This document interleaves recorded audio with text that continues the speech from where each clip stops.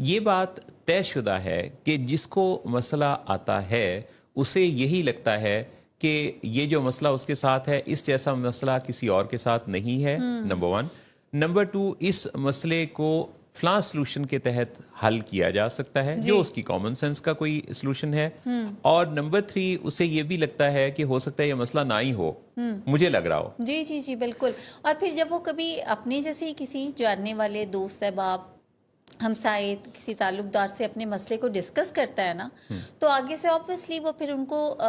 جو سجیشنز ملتی ہیں وہ کامن سینس بیسڈ ہوتی ہیں نا محسن صاحب، تو اس میں پھر یہ ہوتا ہے کہ اسے ایسا لگتا ہے کہ شاید اس مسئلے کا حل بس پھر یہی جو مجھے تجاویز ملی ہیں ان پہ عمل کرنے سے ہے۔ ہمسایہ آپ نے بولا، جی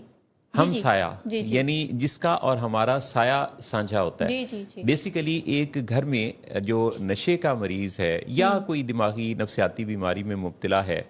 تو اس کے ساتھ اسی گھر کے اسی چھت تلے رہنے والا بھی اس کا ہم سایہ بن جاتا ہے، یعنی اس کے اوپر بھی اس کا سایہ پڑتا ہے اس بیماری کا۔ شکل مختلف ہوتی ہے، نیندیں اس کی بھی اڑتی ہیں۔ میں روزانہ جب فیملیز کے ساتھ ملاقاتیں کرتا ہوں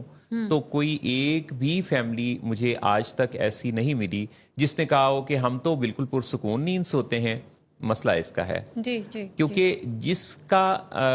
پرابلم ہوتا ہے، ایڈکشن کی بیماری ہو، بائیپولر ڈس آرڈر ہے یعنی موڈ کے اتار چڑھاؤ کی بیماری، یا پھر کسی کو او سی ڈی ہے یا کوئی اور کسی طرح کا پرابلم ہے، تو اس کے بارے میں سوچنا اور پھر سوچتے رہنا، جی جی،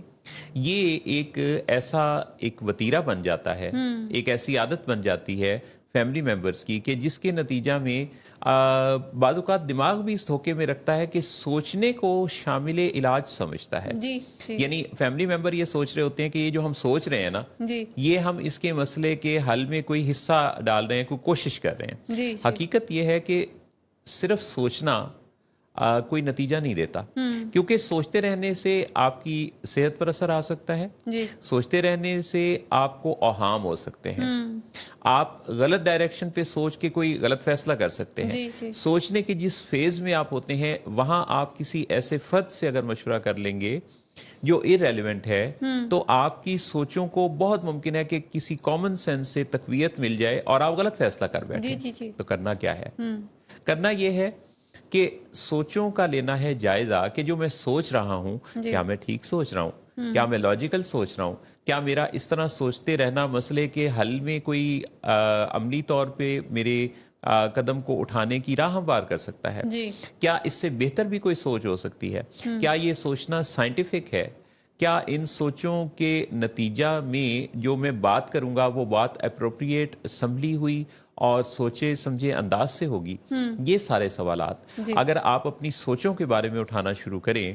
تو پھر سوچ لیجئے کہ آپ کی زندگی کس قدر بہتر ہو سکتی ہے۔